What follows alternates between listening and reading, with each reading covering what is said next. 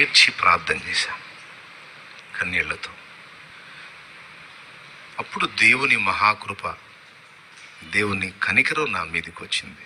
నేను ఏ సేవకుడిని తీసుకొచ్చి చూపించలేదు, ఏ దైవజనుడిని ఉపయోగించి ఏ ఫోటో అడ్డం పెట్టుకొని నేను సేవ చేయలేదు. నాకున్న పరిధిలో దేవుడిచ్చిన శక్తిలో నేను ప్రకటించటం మొదలుపెట్టాను. దేవుడు వాడుకోవటం మొదలుపెట్టాడు. ఆయన కార్యం జరిగింది. ఈరోజు కాస్తో కూస్తో దేవుని పని ఈ పట్టణంలో జరిగి, దాదాపు దేవుని కృపను బట్టి, గొప్పతనం కోసం కాదు కానీ దేవుని మహిమార్థమై చెప్తున్నాను, చుట్టుపట్ల 160 గ్రామాలలో నుంచి 5 రాని, 10 మంది రాని, 4 రాని, 20 మంది రాని, లేకపోతే 50 మంది రాని, చుట్టుపక్కల మొత్తం ఎన్ని గ్రామాలలో నుంచి ప్రజలు గ్యాదర్ అవుతున్నారో అని ఒకరోజు లెక్కేస్తే 160 పైచిలుకు గ్రామాల్లోంచి ఒక సండే ఆరాధనకి ప్రజలు గ్యాదర్ అవుతున్నారు. ఎన్ని ప్రాంతాలలో నుంచి ప్రజలు ఎక్కడికి వస్తున్నారు? చిలకలూరిపేట పట్టణానికి వస్తున్నారు.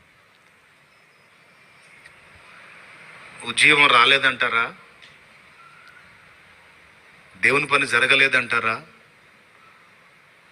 అంతేకాదు, చిన్నగా ఆయా ప్రాంతాల్లో అన్ని జనుల మధ్యలో సంఘాలు కట్టడానికి కూడా దేవుడు కృప ఇచ్చాడు. వాళ్ళని తీసుకొచ్చి ఇక్కడ సభలు పెట్టి నేను వాళ్ళని వినియోగించడం కాదు, అనేక ప్రాంతాలకు వెళ్ళి అనేక సభలలో క్రీస్తును ప్రకటించడానికి దేవుడు నా కృపనిచ్చాడు. ఈరోజు కొంతమంది సహోదరులు నన్ను డేట్ అడుగుతున్నారు. వాళ్ళకు కూడా ఇందులోనే చెప్తున్నాను సమాధానం. సహోదరుడా, నీ ఉన్న ప్రాంతంలో షాలేం రాజన్న వచ్చి వాక్యం చెప్పాలని నువ్వు ఆశపడటంలో తప్పు లేదు.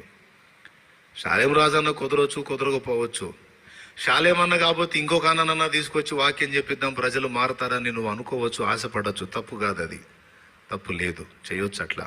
కానీ ఎవరొచ్చినా నీ ప్రాంతం మీద వారికి ఉండే బాధ, భారం, బాధ్యత ఆ 2-3 రోజులు మాత్రమే. ఆ తర్వాత వాళ్ళు వాళ్ళ ప్రాంతానికి వెళ్ళిపోతారు. నీ ప్రాంతం ఏమైపోతుందో వాళ్ళకి తెలియదు.